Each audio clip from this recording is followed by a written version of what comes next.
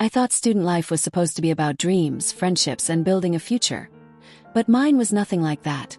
Behind my tired smile, I carried a dark secret that no one around me ever suspected. Every lecture, every exam, every laugh with classmates hid the truth of what I was going through. It wasn't just the hard life of a student. It was a battle between survival, betrayal, and the weight of choices I could never take back. When people talk about student life, they often describe it as the best time of their lives. They say it's filled with late-night study sessions that turn into laughter, friendships that feel unbreakable, and dreams that seem so close you can almost touch them. For many, that might be true. But for me, student life was something entirely different, something much heavier, lonelier, and scarred by a secret I never wanted to carry. Every morning started the same way. I would wake up in my small rented room, the paint peeling off the walls, my textbooks piled up on the desk like silent judges reminding me of everything I hadn't finished yet. The alarm on my cheap phone would scream at me, and I would drag myself out of bed, still feeling the exhaustion from the day before. Coffee was a luxury I couldn't always afford, so most days I just washed my face with cold water and convinced myself it was enough to stay awake in class. On the outside, I looked like any other student. I wore the same faded jeans, carried the same backpack that had a broken zipper, and walked into campus trying to look invisible in the crowd. I didn't want anyone to notice how tired I was, how empty my wallet felt, or how heavy the silence inside me had become. To my classmates, I was just another quiet boy sitting in the back row, nodding politely when someone said hello. But even in that normal routine, there were cracks, little things that gave away the weight I was carrying. The way I avoided group hangouts because I didn't have money to spend. The way I laughed at jokes but never joined the conversations. The way my eyes lingered on the ground instead of meeting people's gaze. Nobody asked, and I never offered an explanation. That's how secrets survive, they hide in plain sight. I had one friend who tried to break through that wall. His name was Daniel. He was the kind of student everyone liked, easygoing, funny, and always full of stories about things that had nothing to do with studying. He sat next to me in most of our lectures, and over time, he started pulling me into conversations whether I wanted to join or not. He'd ask, "Hey man, what's going on? You look like you didn't sleep at all." And I would just smile and say, "I was studying late." It was the easiest lie, one that no one ever questioned. Daniel never pushed too hard, but he noticed more than others did. Sometimes he'd offer to share his notes. Sometimes he'd insist on paying for lunch when he saw me hesitate. I appreciated his kindness, but it also made me nervous. Because the closer someone came to me, the more dangerous it became. The dark secret I carried wasn't something I could risk anyone discovering. Not Daniel, not my professors, not even my family. Speaking of family, they were part of the reason my secret existed in the first place. I came from a background where expectations were heavy and resources were scarce.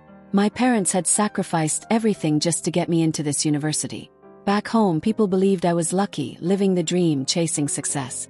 But no one knew the truth, that every day I was crumbling a little more under the pressure. No one knew the compromises I had already made just to survive this so-called dream. The truth is, when you're poor and desperate, choices stop feeling like choices. They become survival. And in my case, survival came with a price that I couldn't tell anyone about. I remember sitting in class, pretending to take notes, while my mind was racing with thoughts about whether someone had found out, whether a single mistake could expose everything. Every time a professor looked at me too long, I wondered if they knew. Every time Daniel asked if I was okay, I wondered if he suspected. Still, I tried to play the role of a normal student. I attended group projects, even though my mind was elsewhere. I laughed when the others joked about failing exams. Even though failure wasn't funny to me, it was terrifying. Because if I failed, everything would collapse. If I failed, my family's sacrifices would mean nothing. And worse, my secret would no longer have a reason to exist. There were moments when I almost convinced myself that things were fine. Like when Daniel dragged me to the library and forced me to take a break from my own thoughts. Or when a professor praised my essay and said I had potential. In those rare seconds, I felt like maybe I could still be a normal student living a normal life. But those moments never lasted long. Because deep down, I knew the truth, that everything I was building was standing on a lie. And lies have a way of catching up with you. One night, I remember lying in bed, staring at the ceiling, my phone buzzing with messages I couldn't answer. I had borrowed something I shouldn't have. I had crossed a line I swore I never would. And now, someone wanted it back. My chest tightened as I read the words on the screen. We need to talk. I told myself it was nothing. Just a misunderstanding. Just bad timing. But my gut knew better. The secret I had worked so hard to bury was starting to surface. And no matter how much I pretended, I couldn't hold it down forever. That was the moment the balance of my student life began to tilt. The normalcy I had built, the image of being just another quiet student in the back row, was starting to crack. And with every passing day, I felt the walls closing in tighter. The days that followed blurred together like a film stuck on repeat, yet each one carried a weight heavier than the last. Mornings came too quickly, nights stretched endlessly, and somewhere in between I kept pretending that everything was fine. That's the thing about secrets, they don't always scream. Sometimes they whisper, growing louder only when you're alone with your thoughts. At university, life appeared almost normal. Students rushed through hallways, juggling coffee cups and assignments. Groups gathered outside the cafeteria, their laughter echoing against the concrete walls. I watched them from a distance, always just close enough to blend in, but never close enough to belong. Daniel was usually the one pulling me into their circles, insisting that I shouldn't isolate myself so much. "Come on, man," he'd say, slapping me on the shoulder. "You're too serious all the time. You need to relax before your head explodes from all those books." I would force a laugh because that was easier than explaining why I couldn't relax. He didn't know that every smile I gave him was borrowed. Every moment of calm a fragile mask holding back the storm underneath. He thought I was just a stressed-out student like everyone else. If only it were that simple. Professors started to notice me too. Not in a way that felt comforting, but in a way that made my stomach twist.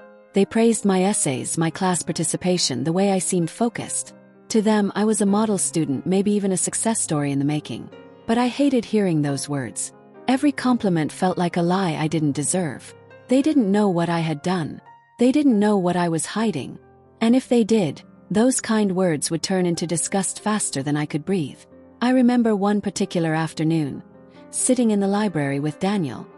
He was rambling about a girl in our class he had a crush on, while I tried to focus on the textbook in front of me. His voice faded in and out like background noise, while my eyes scanned the same page over and over. The words blurred together until they made no sense. That's when I felt it. My phone buzzing in my pocket froze. Slowly, I pulled it out, shielding the screen from Daniel's curious eyes. Another message. Short, direct, chilling. "Don't think you can hide forever." My hands shook, but I forced them still before Daniel noticed. I shoved the phone back into my pocket and mumbled something about needing a break. He gave me a puzzled look, but didn't argue. He never pushed too hard when he sensed I didn't want to talk. That was his strength, but also my curse. Because if he had asked, if he had pressed me just a little harder, maybe I would have cracked open and told him the truth. Maybe things would have been different. Instead, I carried the weight alone. Nights became the worst. Alone in my room, the silence was suffocating. I would lie awake, staring at the ceiling, replaying every choice that had led me here. Each one seemed so small at the time. Skipping a meal to save money. Borrowing notes instead of buying textbooks. Taking on a part-time job that drained more energy than it gave. And then, the decision I regretted most. The choice that chained me to this secret I couldn't escape. I can't tell you what it was. Not yet. Because the story isn't ready for that truth. All I can say is that it wasn't a mistake made once and forgotten. It was something that followed me. A shadow that stretched across every part of my life. There were moments when I thought I could outrun it. Like the evening Daniel invited me to join him and a few classmates for pizza. For a couple of hours I let myself laugh. I let myself taste what normal felt like. Cheap food, jokes about professors, stories about childhood that had us doubled over with tears in our eyes. For a brief moment I forgot. I forgot the buzzing phone, the messages, the secret pressing against my ribs like a knife. But the illusion shattered the second I got back to my room. My phone lit up before I even set my bag down. Another message. This time it wasn't a threat. It was a reminder. "You owe us. Don't forget." I dropped the phone onto the bed and buried my face in my hands. My laughter from earlier felt like a betrayal in itself. How could I laugh when I was trapped in this cycle?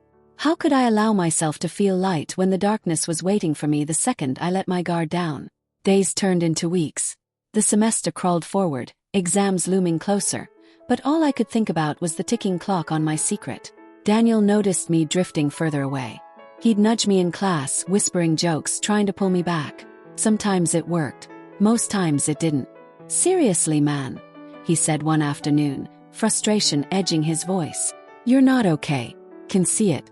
You don't eat, you barely talk, and you look like you're carrying the world on your shoulders. What's going on with you?" I opened my mouth to answer, but the words died on my tongue. How could I tell him? How could I put into words the truth that would ruin everything? So I did what I always did. I lied. "Just stressed about exams," I muttered, forcing a weak smile. He sighed, clearly not believing me, but let it drop. That was Daniel's kindness. He respected silence even when it hurt him. And I loved him for it, but I also hated myself for taking advantage of it. The days kept rolling, each one darker than the last. My phone never stopped buzzing. The messages grew sharper, colder, more demanding. Every vibration felt like a knife twisting deeper into my chest. And with every message, I felt the walls around my secret closing in. One night, as I stared at the glowing screen, I realized something terrifying. The secret wasn't just mine anymore. It was starting to pull other people into its orbit. People who didn't deserve it. People like Daniel. And if I didn't do something soon, the life I had been desperately holding together, the fragile illusion of being just another student, was going to shatter beyond repair. By the time midterms rolled around, I had perfected the art of pretending. I smiled when I had to. I nodded in conversations I barely heard. And I kept my head buried in books so no one could see how hollow my eyes had become. On the outside, I was still just another student struggling with exams. But inside, the weight of my secret pressed harder with each passing day. Daniel tried harder than anyone to pull me back into the world. He would show up at my door unannounced, holding cheap snacks from the corner store, insisting I take a break. Sometimes he'd drag me out to the basketball court, forcing me to run until the exhaustion in my body silenced the chaos in my mind. He thought he was helping, and in a way he was, but it only made my guilt worse. Because the truth was, every moment I spent with him, every act of kindness he showed me, felt like a debt I could never repay. He didn't know the danger I was carrying. He didn't know that the storm I was hiding could easily sweep him into it if he stood too close. And yet he stayed by my side, loyal, patient, blind to the shadows gathering around me. The messages on my phone didn't stop. If anything, they grew more urgent. Sometimes they were demands, other times warnings. And once, late at night, it was something different, something that chilled me to the bone. "We know where you are." I sat frozen in the dim glow of my screen, my heart pounding so hard I thought it might burst. I looked around my small room, suddenly aware of how vulnerable I was. A single knock on the door, a single pair of eyes watching from the shadows, and everything would be over. The next morning I walked into class like nothing had happened. But Daniel noticed. He always noticed. "You didn't sleep again," he said, his voice firm. "What's going on with you? Don't tell me it's just exams." "I'm not buying it anymore." I tried to laugh it off, but his eyes narrowed. For the first time he looked hurt. As if my silence wasn't just secrecy, it was betrayal. I wanted to tell him everything right then, to unload the truth that had been suffocating me for months. But the words stuck in my throat, heavy and poisonous. Instead, I said the one thing I knew would push him away. "You wouldn't understand." His face tightened, and he leaned back in his chair. "Maybe I would. But you'll never give me the chance, will you?" The distance in his voice cut deeper than any threat on my phone. I had pushed away the one person who actually cared, all because I was too afraid to let him see the darkness inside me. And yet, some twisted part of me thought it was better this way. If Daniel hated me, maybe he would stay safe. But fate has a cruel way of weaving people into stories they don't belong in. One evening, after a long day of classes, I returned to my room to find an envelope slipped under my door. No name, no return address, just my name scrawled across the front in uneven handwriting. My hands trembled as I opened it. Inside was a single piece of paper with a sentence written in bold black ink. "Time's running out." No phone number, no instructions. Just a reminder that my secret had a deadline. I sat there for hours, staring at that note, the silence in my room heavier than ever. My mind ran wild with possibilities. Who was behind it, how much they knew, what they were planning? And most terrifying of all, what would happen if they decided to stop warning me and finally act? The following days became unbearable. Every knock on the classroom door made my chest tighten. Every unfamiliar face in the hallway made me wonder if I was being followed. I stopped going out with Daniel. I stopped eating in the cafeteria. I shut myself away in my room whenever I wasn't in class, convinced that isolation would somehow keep me safe. But isolation only made the voices in my head louder. Sometimes I wondered what my life would have been like if I had never made that first mistake. If I had chosen differently, would I be laughing with my classmates instead of hiding from them? Would I be planning my future instead of dreading the next message? Would Daniel still look at me like a friend instead of a stranger? I wanted to believe there was still a way out, that maybe if I studied harder, worked longer, or prayed more desperately, the shadow of my secret would fade. But deep down I knew better. Secrets don't fade. They rot. And the longer you keep them buried, the more they poison everything around you. One night, Daniel showed up at my door again. He looked frustrated, maybe even angry. "You're shutting everyone out," he said. "And don't tell me it's just because you're busy. I've known you long enough to see when something's eating you alive. So tell me, what is it? What's really going on?" I stared at him, my throat burning with words I couldn't say. The truth sat there, heavy and desperate, begging to be spoken. I wanted to tell him about the messages, about the debt, about the choices that had chained me to a secret I couldn't escape. But then I pictured his face. The disgust, the disappointment, the fear. And I couldn't do it. So I lied again. "I'm fine, Daniel. Just tired." His jaw tightened. He looked at me for a long moment, then shook his head. "One day your silence is going to destroy you. And I can't watch you do this to yourself anymore." He walked away before I could stop him. That was the moment I realized I was truly alone. The illusion of normal student life was crumbling. My only real friend was slipping away. My secret was pressing harder than ever. And the shadows around me were moving closer, ready to swallow everything I had tried to protect. I thought I could keep the two worlds separate, my life as a student and the darkness of my secret. But they were colliding now, and there was no turning back. Something was about to break. And when it did, nothing would ever be the same again. The night everything shattered didn't come with warning bells or flashing lights. It was quiet, almost ordinary, until it wasn't. I had just returned from the library, my bag heavy with books I wasn't reading and notes I wasn't absorbing. The corridor outside my room was unusually silent, the kind of silence that made the air feel thick. When I pushed open my door, I froze. My desk had been touched.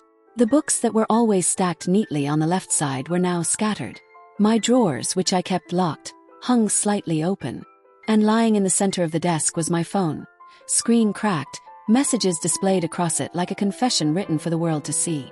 Someone had been inside my room. My blood turned cold as I picked up the phone. The most recent message glowed in the dim light. "Tell your friend to stop asking questions or we'll do it for you." For a moment I couldn't breathe. My friend. They meant Daniel. I stumbled back, my knees weak, my chest pounding.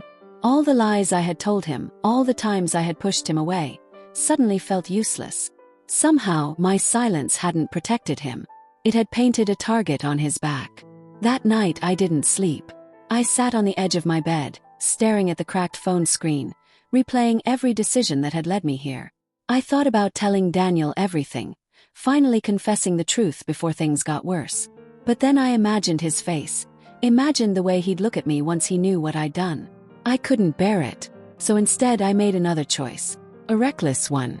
The next day, I followed one of the numbers that had been texting me. It led me to a part of the city I had always avoided. Narrow streets lined with shuttered shops, graffiti marking the walls, shadows moving where they shouldn't. I kept my head down, my hands shoved deep in my pockets, praying no one would notice how out of place I was. Finally, I found the building. A run-down apartment with cracked windows and a broken door frame. Inside, the air smelled of smoke and stale beer. And waiting for me were the very people I had been trying to outrun. They smiled when they saw me, but it wasn't the kind of smile that offered warmth. It was sharp, mocking, dangerous. "So," one of them said, leaning back in his chair. "The quiet student finally shows his face. Took you long enough." My throat went dry. I wanted to speak, but the words caught like barbed wire in my chest. All I could manage was, "Leave him out of this. Daniel has nothing to do with it." Their laughter echoed in the room. "Oh, he doesn't?" the man asked. "Then why's he sniffing around?" Why's he asking questions about you? You think people don't notice when your little buddy follows you like a shadow? I clenched my fists, shame and fear burning through me. Daniel didn't deserve this. He didn't even know what he was getting caught in. This was my mistake, my burden, not his. Please, I said, the word breaking on my tongue. I'll do whatever you want. Just don't touch him. The man's grin widened. You already owe us, remember? And debts don't disappear just because you beg. You want us to leave your friend alone. Then make sure you pay what you promised. Time. No more excuses. I nodded quickly, though my stomach churned. I didn't even know if I could keep that promise anymore. My secret had already bled too far into my life, and now it was threatening to consume the only person who ever cared about me. When I walked back to campus that evening, I felt like a ghost. The buildings loomed taller. The laughter of other students sounded distant, unreal. Daniel spotted me from across the courtyard and waved, his face lighting up like it always did when he saw me. But instead of relief, all I felt was guilt. Because while he still saw me as a friend, I was already betraying him. By hiding the truth. By dragging him into danger without his knowledge. By letting him trust me when I didn't deserve it. That night, when he stopped by my room, I tried to keep my voice steady. You should stay away from me for a while, I told him. He frowned. What? Why? What did I do? Nothing, I whispered. That's the problem. You didn't do anything. But if you keep hanging around me, something bad is going to happen. I can feel it. He stared at me, confusion turning to anger. You're pushing me away again. You think you're protecting me, but all you're doing is making me feel like I don't matter. Something's going on, just tell me. I can handle it. My chest ached, my secret clawing at my throat, begging to be spoken. But I couldn't. I couldn't destroy the image he had of me. So I stayed silent. Finally, he shook his head, his voice sharp with frustration. Fine. If you don't trust me enough to be honest, then maybe we're not really friends after all. He slammed the door on his way out. And in that moment, I realized I had lost him. But losing Daniel wasn't the worst part. The worst part was knowing that the people threatening me were right. He was involved now, whether I wanted him to be or not. My silence had painted him into my story, and sooner or later, he would pay the price for my choices. That night, as I sat alone in the dark, a new thought settled into my mind, one that scared me even more than the threats on my phone. Maybe I couldn't hide forever. Maybe I couldn't protect Daniel by pushing him away. Maybe the only way to end this was to fight back. And for the first time, the idea of revenge began to take shape. It wasn't clear, not yet. It was just a flicker in the corner of my mind, a whisper telling me that if I wanted to survive, if I wanted to keep Daniel safe, I couldn't keep running. I had to turn around and face the people who were destroying my life. I had to make them feel what I felt. I had to make them regret ever dragging me into their world. The days that followed blurred into one another, each one heavier than the last. Classes came and went, professors spoke words I barely heard, and assignments piled up on my desk like silent accusations. But none of it mattered anymore. My mind was consumed with one thought. How do I end this? Every time my phone buzzed, my stomach twisted. The messages came at odd hours, reminders of my debt, warnings that time was running out, threats that grew sharper with every word. At first, they had been vague, almost casual. But now they mentioned places I had been, times I had walked alone at night, details only someone watching me closely could know. I wasn't just being threatened. I was being hunted. And Daniel, he had stopped talking to me. Our last conversation echoed in my head, his voice filled with frustration and betrayal. He still passed me in the hallway, but he no longer waved, no longer stopped to ask if I was okay. He looked at me like a stranger, and it cut deeper than any words ever could. Yet, in a twisted way, maybe it was better this way. At least if he hated me, he'd keep his distance. At least if he stayed away, he'd be safer. That's what I told myself. But the truth was simpler, crueler. I missed him. More than I wanted to admit. One night, unable to sleep, I found myself staring at the cracked phone again. The glow of the screen illuminated my tired face, and I scrolled through the endless threats, each one sharper than the last. Finally, one message stopped me cold. Last chance. Deliver, or your friend pays the price. They weren't bluffing. I could feel it in my bones. Something inside me snapped. I couldn't sit around anymore, waiting for them to make their move. If I wanted to protect Daniel, if I wanted to protect myself, I had to take control. But how? I wasn't strong. I wasn't rich. I wasn't powerful. I was just a student with dark circles under my eyes and a secret rotting me from the inside. What chance did I have against people who thrived on fear? Still, I couldn't shake the thought that had been haunting me since that night. Revenge. First, it had seemed impossible, even laughable. But the more I thought about it, the more it hardened into something real. I didn't have to fight them head-on. I didn't need muscles or money. What I had was my mind, my persistence, and the one thing they never expected me to use: my ability to see where they were careless. Because no one, not even monsters, is careful all the time. The first step was information. I started small, paying closer attention to details most people ignored. I noticed the times their messages came, the slang they used, the places they liked to linger around campus when they wanted to remind me they were near. I began writing it all down in a notebook disguised as class notes. Every pattern, every clue, every slip of the mask. And slowly, a picture began to form. One of them, Marcus, I learned his name, was reckless. He bragged too much, spoke too loudly, and often carried his threats like badges of honor. He thought no one was listening when he sat in the campus cafe, laughing with his friends. But I was. I wrote down every word. The others were harder to track, quieter, more dangerous. But Marcus, he was the weak link. That night, as I pieced together my notes, I realized something that made my blood run cold. Marcus wasn't just part of the group. He was connected to someone I never expected. A student in my own class. Her name was Claire. She was bright, outspoken, the kind of person professors loved to call on. She and Marcus weren't siblings or lovers, at least not from what I could tell, but there was a connection. I'd seen them together once, laughing near the library. And then I remembered her face when she caught me staring. Too sharp, too quick to look away. The realization hit me like a punch. This wasn't just happening in the shadows of the city. It had already seeped into the very halls of the university. The thought made me sick, but it also gave me something I hadn't felt in weeks. An advantage. If Claire was close to Marcus, then maybe she knew more than she let on. And if I could get close to her, if I could play the same game they'd been playing with me, maybe I could turn the tables. The plan was dangerous, reckless even. But desperation does strange things to people. The next day, I forced myself to sit near Claire in class. She glanced at me once, her expression unreadable. I acted casual, as though I hadn't noticed. During group discussions, I made small comments, just enough to draw her in. To my surprise, she responded, her voice smooth, polite, almost too polished. I couldn't tell if she suspected me. But I knew one thing for certain. I had to keep playing the part. Over the next week, I grew closer to her. Not too close, not enough to make it obvious, but enough that she lowered her guard little by little. I laughed at her jokes, agreed with her opinions, mirrored her tone when she spoke. Felt like wearing a mask, and each time I did it, I hated myself a little more. But the mask worked. One evening after class, she invited me to walk with her. My heart raced as we stepped out into the cool night air. Her voice soft against the hum of the city.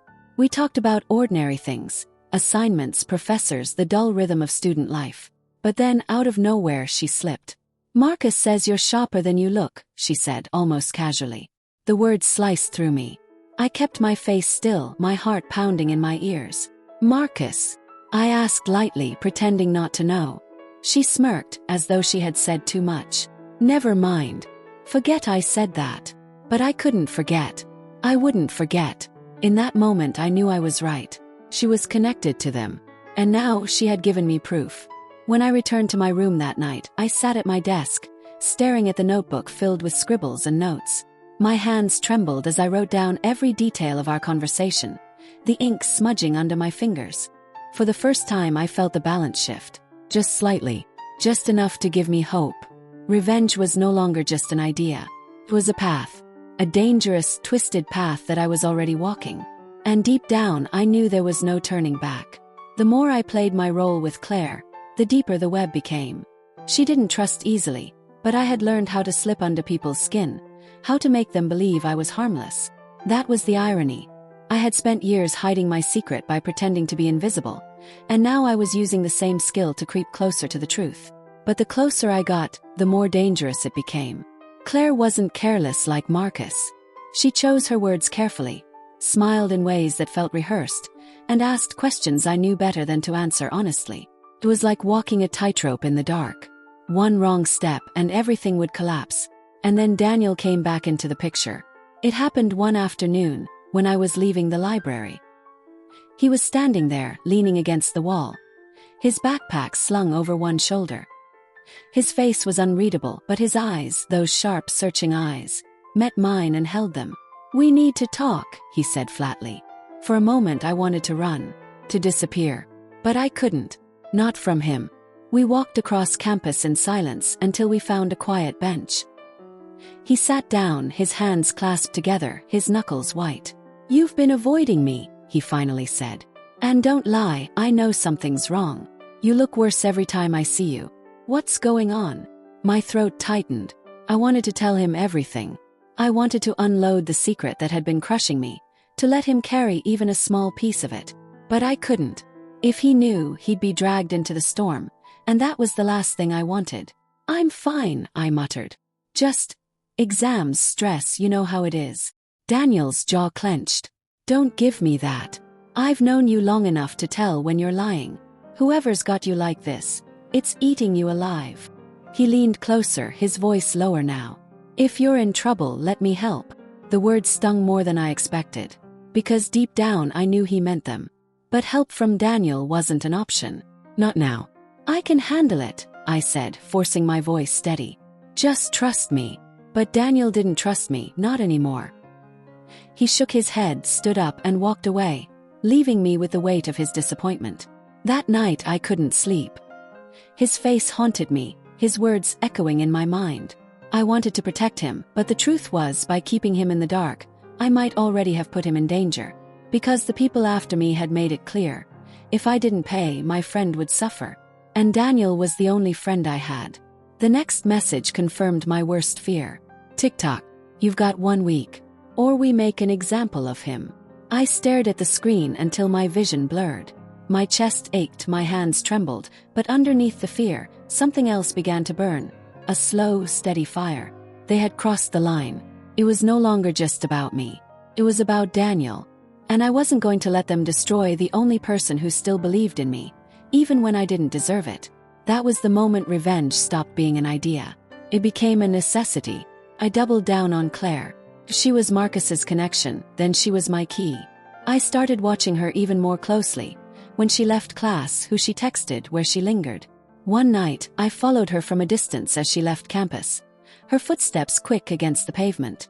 She walked with purpose, not like someone heading home after a long day, but like someone heading to a meeting.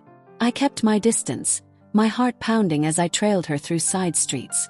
Finally, she stopped outside a dimly lit cafe. Through the window I saw him, Marcus. Loud, careless Marcus, laughing too hard, his phone on the table. His arrogance spilling out into the room. Claire joined him, her back straight, her eyes scanning the cafe like she was making sure no one was watching. But I was. And that night I learned something that changed everything. Marcus wasn't just after me. He was running his own game, taking money, making threats, pulling strings across the student community. I wasn't his only target, but I might have been his easiest. That realization twisted something inside me. If Marcus thought I was weak, if he thought I'd break under pressure, then maybe I could use that against him. Over the next few days I built my plan. It wasn't perfect, it was dangerous, reckless, maybe even stupid. But it was all I had. I gathered evidence quietly. Photos of Marcus meeting with people, notes on his schedule, screenshots of his careless texts. Piece by piece I was building a weapon. And Claire, she became my unknowing guide. Every time she slipped, every time she let Marcus's name fall a little too easily, I added another piece to the puzzle. But while I prepared, Daniel drifted further away. He stopped looking at me in class, stopped waiting after lectures. The silence between us grew heavier by the day. And yet, I knew it wouldn't last. Because if Marcus and his people followed through on their threats, Daniel would be pulled back whether he wanted to be or not. The pressure mounted. The week was almost up. The threats grew sharper, more violent. My hands shook when I wrote in my notebook, but I kept going. I couldn't stop now. On the 6th night, as I sat at my desk piecing together the final steps, a message lit up my phone. "Tomorrow. Final warning." I stared at the words until the glow of the screen faded into my blurred vision. "Tomorrow. It was happening tomorrow. I closed the notebook, my decision made. There was no more time to hesitate, no more room for fear. Tomorrow I would put my plan into motion. Tomorrow I would stop being their victim. And tomorrow, Marcus would learn what it felt like to be hunted. The morning of the 7th day arrived like a storm. My alarm went off at 6 a.m., but I was already awake, sitting at my desk, staring at the notebook that held the last 6 weeks of my life. Every page was filled with scribbled details. Times, locations, overheard words, names that slipped from careless mouths. It wasn't just paper anymore. It was a weapon. I had spent the night convincing myself I was ready, that I could do this, that Marcus wouldn't see me coming. But as the first rays of sunlight slipped through the cracked blinds, reality pressed down harder. My hands trembled, my throat tightened, and I whispered the same thing over and over. This ends today. By the time I reached campus, my plan was set in motion. Step 1: bait Marcus. I waited until mid-morning, when the hallways buzzed with students rushing between classes. I sent the message from an anonymous account I had created days ago. I know what you've been doing. Meet me tonight or everyone will. For a few minutes, nothing. Then, at 10:27 a.m., my phone buzzed. Who the hell is this? Smiled. He'd taken the bait. The rest of the day dragged on, every lecture a blur of meaningless words. My eyes flicked constantly to the clock, my mind racing ahead to the confrontation. I had chosen the location carefully, a quiet storage room in an abandoned wing of campus, where no one went after dark. Neutral ground. But as the sun began to set, something unexpected happened. Daniel showed up. I was walking across campus, rehearsing the lines in my head, when I saw him leaning against the library steps. He looked tired, his eyes shadowed but determined. Hey, he said softly. We need to talk. I can't just sit back anymore. Froze. Daniel, not now. Please. He shook his head. No. I don't know what's happening, but I know it's bigger than exams. I know you're in danger. And if you think I'm going to let you face it alone, you're wrong. My chest tightened. I wanted to scream at him to go home, to walk away, to forget I ever existed. But I also knew the truth. It was too late. Marcus had already marked him. Whether Daniel wanted to or not, he was part of this now.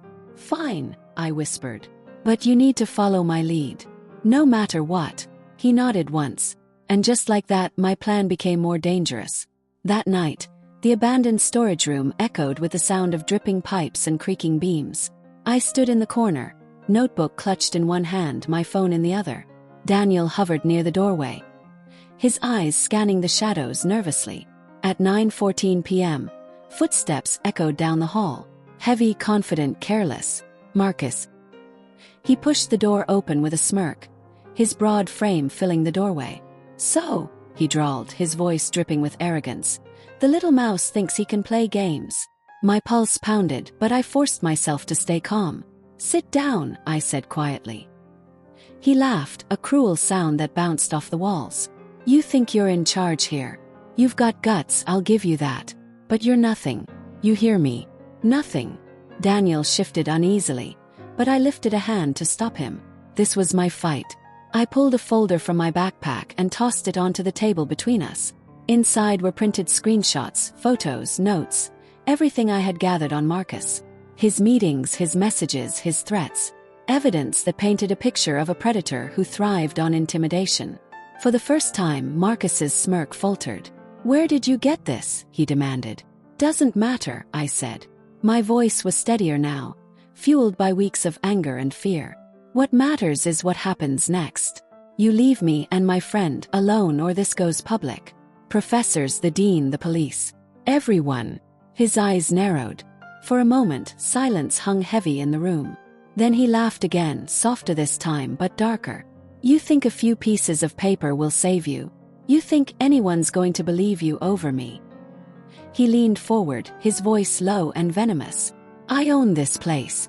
People like you, quiet, broke nobodies, you don't matter. You're replaceable. The words stung, but I didn't flinch. Maybe. But the evidence speaks louder than you do. And you're not as untouchable as you think. Marcus's hand slammed onto the table, the folder scattering. You have no idea who you're messing with, he hissed. Daniel stepped forward then, his voice sharp. He's messing with the guy who picked the wrong target. For the first time, Marcus looked at Daniel, really looked. His eyes flicked between us, calculating, and I saw something shift in his expression. Crack in the arrogance. Fine, he said finally, his tone cold.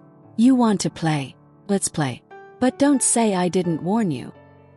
He turned and stormed out, the door slamming behind him. The silence that followed was deafening. Daniel let out a shaky breath, his shoulders sagging. What the hell was that? He whispered. I sank into the chair, my body trembling now that the adrenaline was fading. That, I said quietly, was step one. Because the truth was, tonight hadn't been about scaring Marcus off. It had been about showing him I wasn't afraid anymore. About planting doubt in his mind, making him wonder what I really knew, who I had already told. It was about shifting the balance of power. As we left the abandoned wing, Daniel kept glancing at me, questions burning in his eyes. But he didn't press, not yet. He knew I wasn't ready to spill everything. But Marcus would be back. And next time he wouldn't come alone. And that was exactly what I was counting on. I thought confronting Marcus would give me space, maybe even force him to back down. But arrogance doesn't break that easily. It only bends, and when it snaps back, it cuts deeper. The very next day, the retaliation began. Started small. My textbooks disappeared from my desk in the library. My assignments were torn from the bulletin board where professors posted them. When I left my dorm, I found my door scratched, deep marks carved into the wood like warnings. Then came the whispers. Students who used to smile now avoided me, their eyes darting away when I walked by. Some laughed behind my back, muttering things I couldn't quite catch but knew were meant to break me. Marcus was poisoning the air around me, turning people against me without them even knowing why. And then it got worse.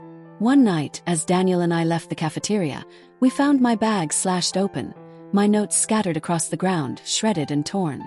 Written in thick red ink across one page were the words, "Next time it's him." Daniel's face went pale. He crouched to gather the papers, his hands shaking. "This isn't just bullying," he muttered. "This is war." I wanted to protect him, to tell him to walk away while he still could. But looking at his determined face, I realized he wouldn't. Not this time. "Then we fight back," I said quietly.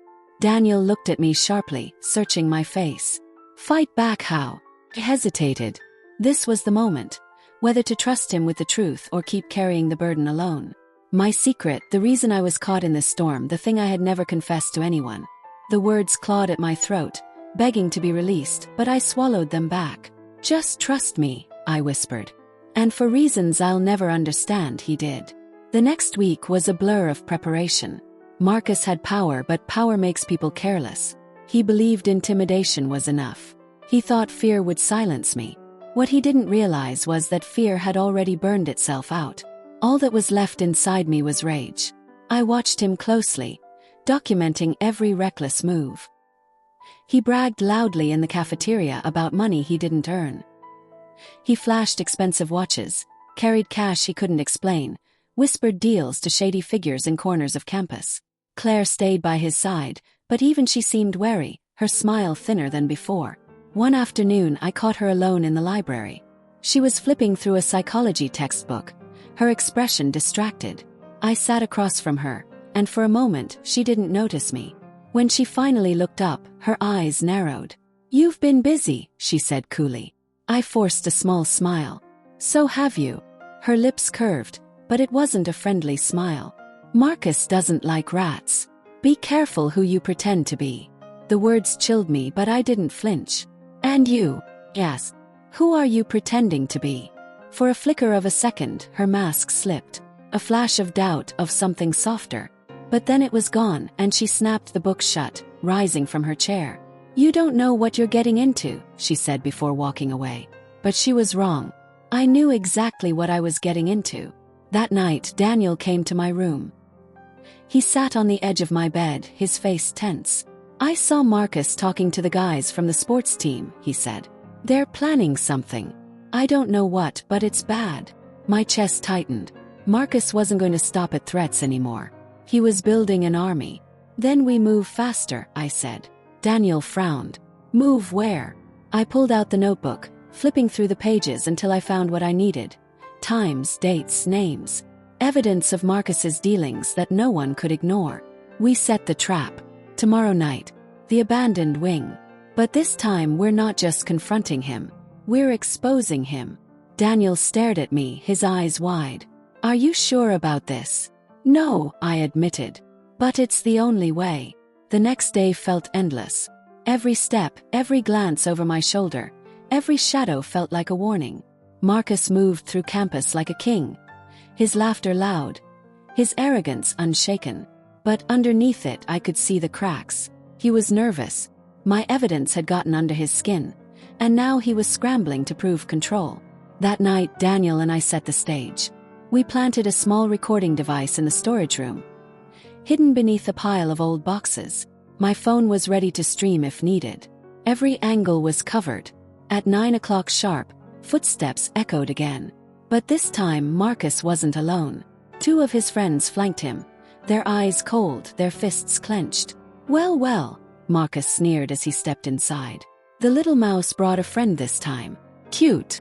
Daniel stiffened beside me, but I held my ground. Sit down, I said calmly, just as before. Marcus laughed, but it was forced. You think you can scare me with your little notes and photos? You don't know who you're messing with. Then tell me, I said softly. Who am I messing with? His eyes narrowed. For a moment, silence filled the room. Then he leaned forward, his voice dripping with venom. You're messing with the guy who owns you. The guy who knows your secret. One word from me, and your entire life falls apart. You think anyone will stand by you when they know what you did? My heart lurched. Daniel turned sharply toward me, confusion in his eyes. What is he talking about? He demanded. I couldn't answer. Not now. Not with Marcus watching, waiting to use my silence as a weapon. But before Marcus could continue, Daniel stepped forward. You don't scare me, he spat.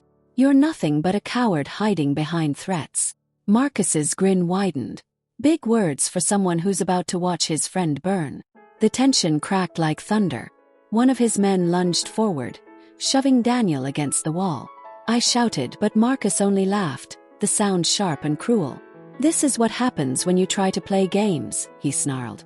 But what Marcus didn't know, what none of them knew, was that the game was already in motion. The recorder blinked silently under the boxes, capturing every word, every threat, every confession.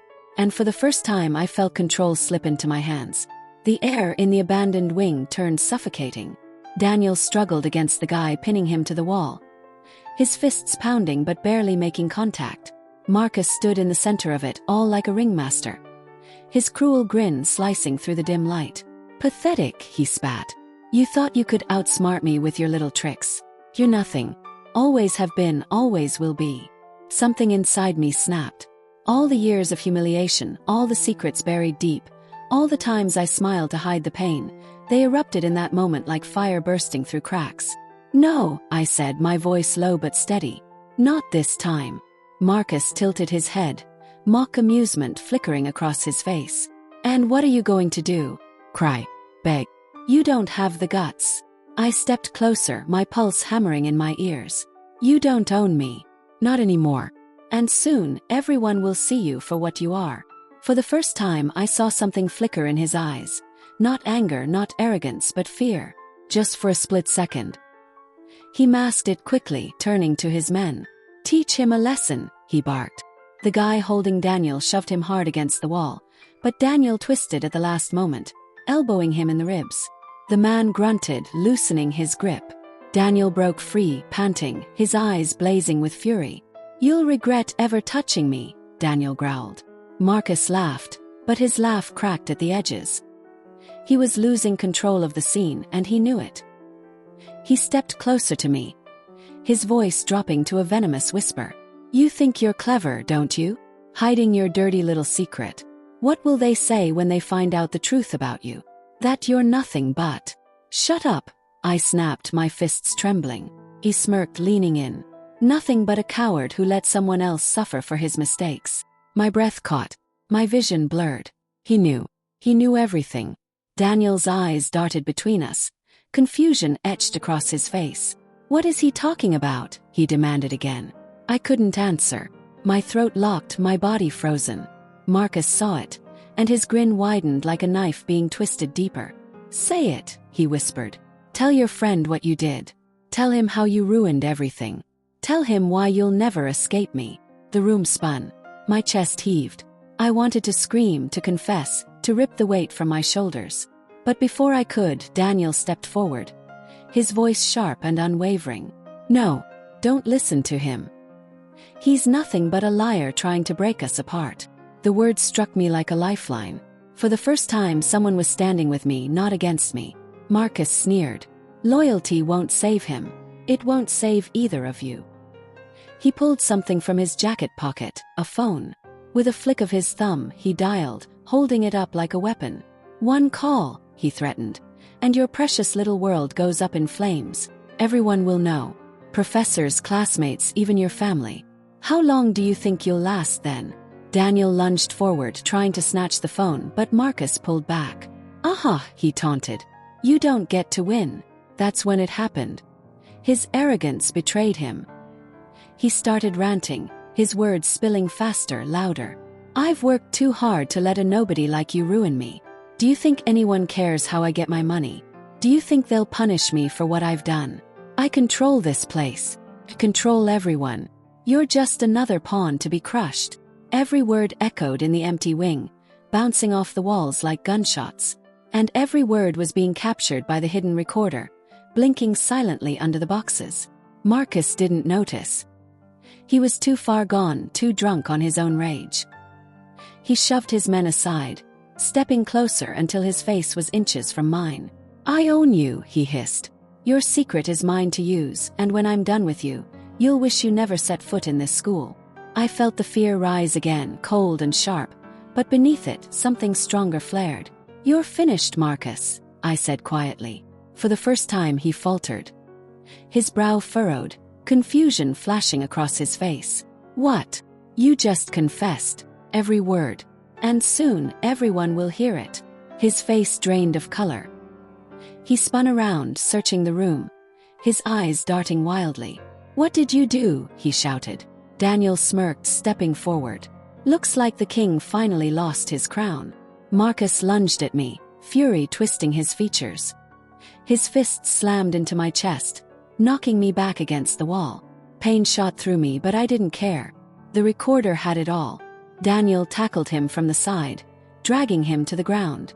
The two of them wrestled, fists flying, grunts echoing through the wing.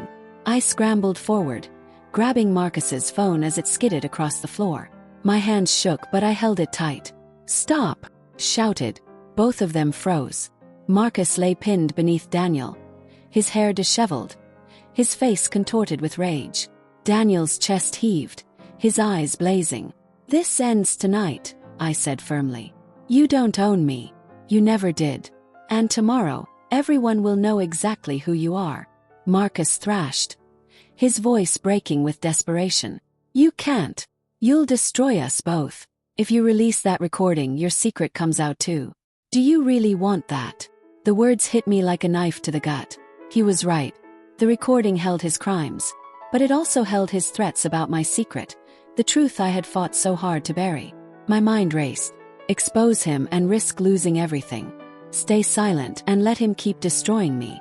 Daniel looked at me, his voice steady. "Whatever it is, we'll face it. Together." I froze, his words cutting through the storm. Together. No one had ever said that to me before. I looked down at Marcus, his eyes wild with fear for the first time. And for the first time in years, I felt stronger than him. "This isn't about me anymore," I whispered. "It's about every student you've hurt, every person you've broken. It ends here." Marcus's scream echoed as I turned, clutching the phone and the hidden recorder. My hands shook, my heart raced, but my decision was made. Tomorrow the truth would come out, and nothing would ever be the same again. The morning after the confrontation, the campus felt different. Everything seemed sharper, quieter, as if the walls themselves had absorbed the tension from the previous night. I walked across the courtyard, my backpack light for once, my notebook nowhere in sight. The hidden recorder had done its work. Marcus's confession had been leaked anonymously to the administration. By noon, the chaos had begun. Professors called Marcus into meetings. His phone was flooded with messages he couldn't answer, and whispers of his manipulation spread like wildfire among students. People who had once feared him now looked at him with disbelief and contempt. The arrogance that had defined him crumbled, leaving only panic and shame. I watched from a distance, my chest tight, heart racing. It wasn't just revenge, it was justice. But even as relief washed over me, a shadow lingered.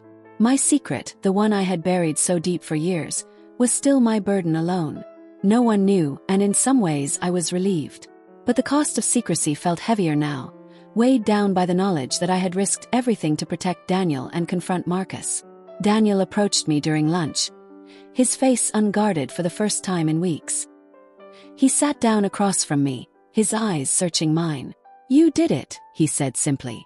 I nodded, forcing a small smile. "Yeah, it's over." For the first time I let myself exhale. The tension that had gripped me for weeks, the fear of what Marcus could do, the endless calculations and plans, they finally felt like they belonged to the past. "Are you okay?" Daniel asked cautiously, like he was afraid my relief might shatter into something darker. I hesitated. I will be," I whispered. "It's not easy, but I think we're safe now." He leaned back, relief washing over his features. "I was so scared. I didn't know what you were hiding from me, but I'm glad we made it through together." That word, together, echoed in my mind. It felt foreign and yet warm, a reminder that I wasn't alone. For the first time I realized that even in the darkest moments, there was a possibility of trust and loyalty. Daniel had believed in me without knowing the full truth. Over the next few days, Marcus's world unraveled completely. The administration launched investigations. His friends distanced themselves. Rumors spread, leaving him isolated. By the end of the week, Marcus had been suspended pending review. His arrogance replaced with fear and humiliation. He no longer held power over anyone, not even over me. I didn't celebrate. I didn't feel victorious in the way I thought I would. There was a quiet satisfaction, yes, but it was tempered by the weight of what had happened. I had confronted my fears, fought for someone I cared about, and yet the consequences of my actions lingered like a shadow. Daniel stayed close during all of it. He never asked about my secret, never pressed for details. But his presence was a reminder that trust could exist even after betrayal and fear. His loyalty became a steadying force, something I had never allowed myself to rely on before. One evening we sat on the campus rooftop, overlooking the city lights. The wind was cool, brushing against our faces, and for the first time in weeks, I felt a semblance of peace. "Do you think it's really over?" Daniel asked quietly. Shrugged. "For Marcus, maybe. For us, I don't know. Some things leave scars you can't see. Some battles change you, whether you want them to or not." He nodded, understanding. Silence stretched between us, but it was comfortable, not oppressive. We didn't need to speak. Just sitting there together was enough. Later that night, alone in my room, I reflected on everything that had happened. The fear, the betrayal, the adrenaline of planning revenge, the confrontation, it all came rushing back. And with it, the realization that my secret, the one I had hidden for so long, had shaped the path that led here. I had been careful, clever, and cautious, but nothing could protect me from the lessons I had learned. That loyalty and trust were fragile, that fear could be weaponized, but also that courage could be born in the darkest moments. I didn't feel clean or unburdened. I didn't feel like a hero. Felt changed. Hardened, yes, but also aware that life could be cruel, and yet there were people worth fighting for. Daniel had proven that. And even though my secret remained my own, I no longer felt the same weight of isolation. The next week, campus life returned to a fragile normal.